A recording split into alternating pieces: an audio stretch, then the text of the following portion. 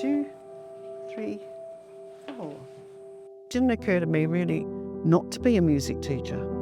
Kids, do you want to maybe gather round?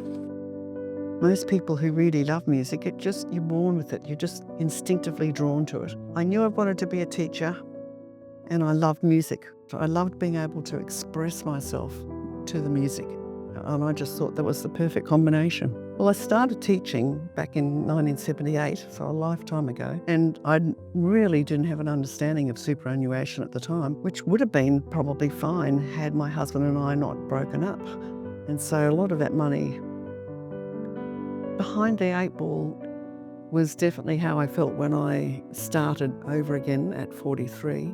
And I was really conscious of trying to build up my super. Where I wasn't monitoring my superannuation much before my marriage breakdown, I was focused with laser focus afterwards because I knew that that was my future and that it was only me who was going to provide that future, so I had to get myself sorted and get on top of it. I think it's really important that all girls realise they are the masters of their own life and they must take as much as they can their financial independence into their own hands as best they can and be in charge of their own game. Mothers need to have conversations with daughters and fathers need to have conversations with daughters about how important it is to be independent and to be able to look out for yourself. It was really important to me not to be vulnerable like my grandmother. She sort of had casual jobs most of her life and was on the pension when she was an older lady. She didn't get to go away on holidays, and she worked really hard all her life. She had really very limited independence and freedom to do a number of different things. Well, that's what it's about. We need to make sure that women can have good lives where they can contribute in all sorts of capacities, but also be secure in retirement and have dignity in retirement.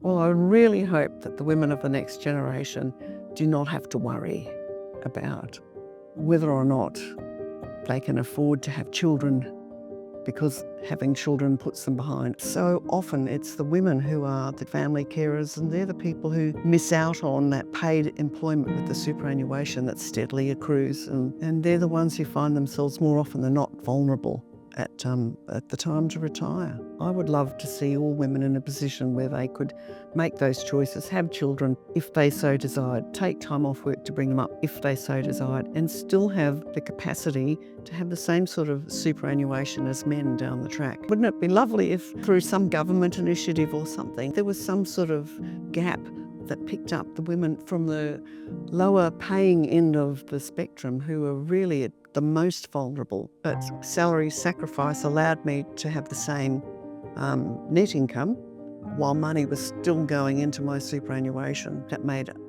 a significant difference.